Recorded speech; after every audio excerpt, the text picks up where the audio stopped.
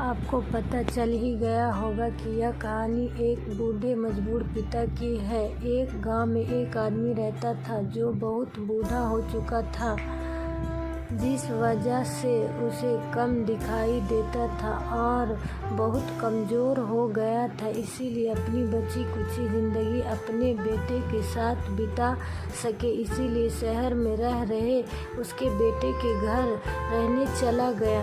बेटा एक शहर के छोटे मकान में रहता था। मकान तो उसका छोटा था, लेकिन उसके अंदर जो चीज़ें थी वह महंगी थी। उस मकान में बेटा, उसकी पत्नी और उनका एक 5 साल का बच्चा, यह छोटा सा परिवार था, मिलकर रहता था। बूढ़े पिता के आने से उनके परिवार का एक सदस्य और बढ़ गया। यह पूरा परिवार रोज़ सुबह शाम डाइनिंग टेबल पर साथ में खाना खाया करता। बूढ़ा पिता अपनी कमजोरी के चलते हमेशा खाने की चीज़ें नीचे गिराता रहता और कई बार कांच के बर्तन भी टूट जाया करते थे।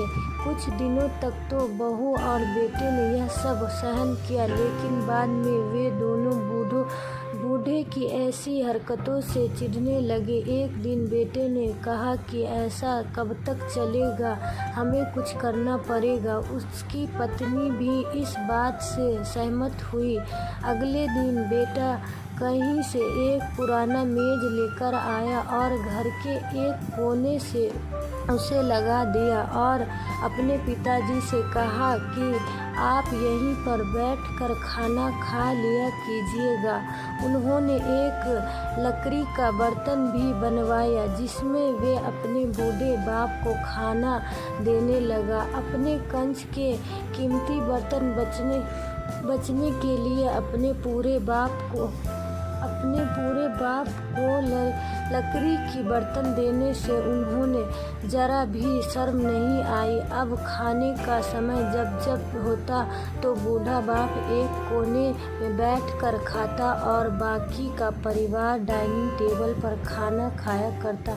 डाइनिंग टेबल पर बैठे बैठे दोनों पति पत्नी कभी कभी अपने बूढ़े बात की तरफ देखे लिए करते। बूढ़े बाप की आंखों में उन्हें आंसू भी नजर आते, मगर उन पर जैसे कोई असर ही नहीं होता।